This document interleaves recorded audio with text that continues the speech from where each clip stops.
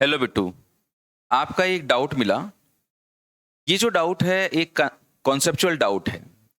आपने लिखकर भेजा है कि धारा जो है वो क्षेत्रफल पर निर्भर नहीं करती। ओके, करंट जो है, आप ये कहना चाहते हैं कि करंट जो है वो एरिया पे डिपेंड नहीं होती है। आपको ऐसा पता है कि करंट एरिया पे डिपेंड नहीं होती है, लेकिन फिर आपका कहना है कि I is equals to N E V D तो होता है सर। तो अब ये क्या मतलब है? मतलब यहाँ पे तो देखो दिख रहा है आई इज प्रोपोर्शनल टू ए, और यहाँ पे लिख रहा है कि आई की वैल्यू ए पे डिपेंड नहीं करती। ठीक है, तो अब ये दो दो चीजें कैसे हैं? तो देखो, ये दोनों ही बातें सही हैं। मैं एक एक करके दोनों बातों को एक्सप्लेन करता हूं।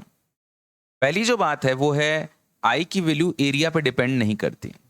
ऐसा तब होता है जब हम लोग किसी एक वायर के बारे में बात करते हैं। For a wire current area पे डिपेंड नहीं करती। जैसे मैंने एक तार लिया, ये जो तार है ये अलग अलग क्रॉस सेक्शन एरिया का है, कहीं पे पतला है कहीं पे मोटा है। ठीक है, तो अब ये बिल्कुल ऐसा ही है इस तार में से करंट का बहना जैसे कि एक पाइप में से पानी का बहना। अब जितना पानी पर सेकंड इधर से एंटर करेगा उतना ही पानी इधर से बाहर निकलेगा किसी पाइप में। ऐसे ही करंट बराबर होती है rate of flow of charge.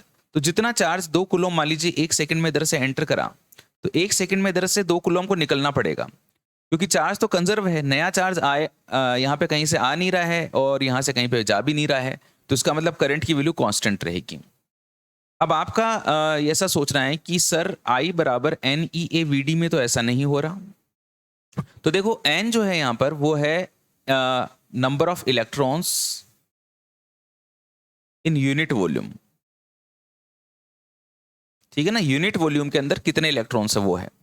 अब आपने अगर एक तार लिया है तो उसमें नंबर ऑफ इलेक्ट्रॉन्स पर यूनिट वॉल्यूम सेम ही तो रहेंगे। मान लीजिए कॉपर का तार है, अब कॉपर के तार में तो हर जगह पे सेम ही रहेगा। अब कॉपर के तार का मैं छोटा टुकड़ा ले लूं, मोटा टुकड़ा ले लूं, लंबा टुकड़ा ले लूं, इस टुकड़े को ऐसे मोड़ दूं, हर बार मेरा स्मॉल एन तो वही रहेगा, इलेक्ट्रॉन का चार्ज भी वही रहेगा जो है। अब बात आती है एरिया। आप क्या सिर्फ ऐसे देख रहे हो कि करंट और एरिया ऐसे देख रहे हो, पर एक चीज ये ड्रिफ्ट वेलोसिटी भी है। ये जो ड्रिफ्ट वेलोसिटी है ना, ये एक्चुअली इलेक्ट्रॉनों की स्पीड है। आपको पता है ना, जब कोई पाइप में से पानी बहता है तो जहां पे एरिया कम होता है वहां पे पानी तेज बहता है, जहां पे एरिया कम होता है वहां पे पानी तेज बहता है, और जहां पे एरिया ज्यादा होता है वहां पे पानी धीमा बहता है। Equation of continuity fluid mechanics में पढ़ते हैं, एरिया इनटू वेलोसिटी बराबर कांस्टेंट। कि जैसे आपको पता है कि ये दो पहाड़ हैं और इनके बीच में से सकड़ी नदी बह रही है। उसके बाद में ये मैदानी इलाकों में जब नदी आ जाती है, तब हम लोग देखते हैं कि जब जहां पे नदी सकड़ी होती है, जहां पे एरिया कम होता है, वहां पे पानी का बहाव ज्यादा होता है, लहरें उछलती हुई आती हैं और फिर पानी बहता है। लेकिन मैदानी इलाकों में जब आ जाती है ना करंट, तो एरिया बढ़ जाता है और वेलोसिटी कम हो जाती है। एरिया इंटू वेलोसिटी बराबर क्या होता है? कांस्टेंट होता है।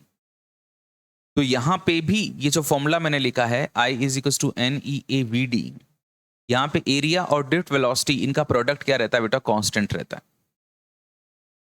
ये कांस्टेंट रहेगा तो एरिया पे डिपेंड नहीं करेगी करंट, उतनी ही करंट बहेगी।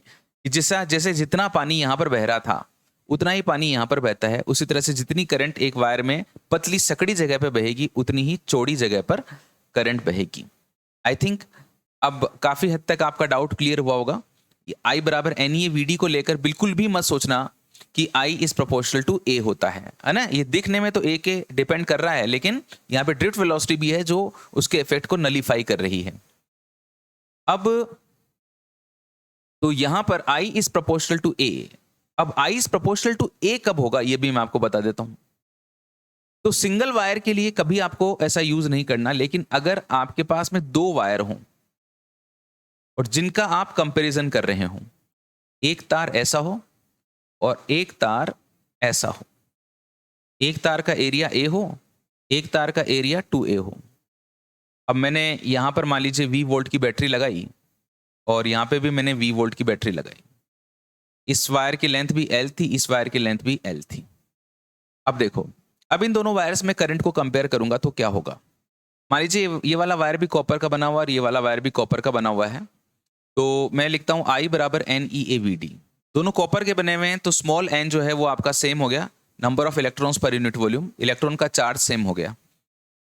अब बात आई दोनों में करंट कितनी कितनी बहेगी। तो यहाँ पे ड्रिफ्ट वेलोसिटी जो है इसका भी बड़ा इंपॉर्टेंट रोल है। ड्रिफ्ट वेलोसिटी का जो फॉर्मूला होता है वो होता है E upon M into tau. Tau जो होता है वो रिलैक्सेशन टाइम होता है जो टेम्परेचर पे डिपेंड करता है। तो मैंने मान लिया दोनों का टेम्परेचर सेम है और सेम इलेक्ट्रिक फील्ड लगाया है दोनों पे, क्योंकि पोटेंशियल डिफरेंस बराबर इलेक्ट्रिक फील्ड इनटू डिस्टेंस होता है।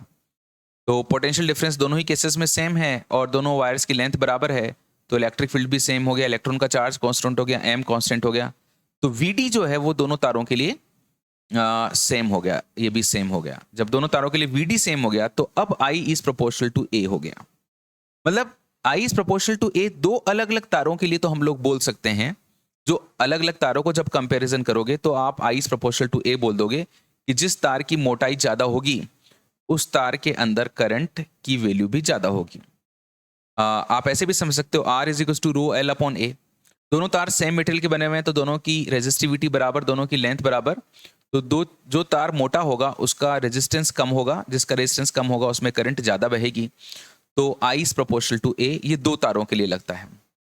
तो हमेशा ध्यान रखना, बिल्कुल कभी भी कंफ्यूज मत होना कि एक सिंगल वायर के लिए फॉर अ वायर चाहे एरिया कितना ही हो जाए आई इज प्रोपोर्शनल टू ए नहीं होता है, मतलब एरिया पे डिपेंड नहीं करता है। लेकिन अगर आप दो तारों को आपस में कंपैरिजन करते हो तब फिर आप आई इज प्रोपोर्शनल टू ए का यूज कर सकते हो। आई थिंक आपका डाउट काफी हद तक क्लियर हुआ होगा। Thank you so much and आपको बहुत बहुत शुभकामनाएं आने वाले समय के लिए। आप अपने डाउट्स इसी प्रकार से भेजते रहिए। मैं वादा तो नहीं करता लेकिन मैं कोशिश जरूर करूंगा आपके सवालों का जवाब देने का। Thank you so much.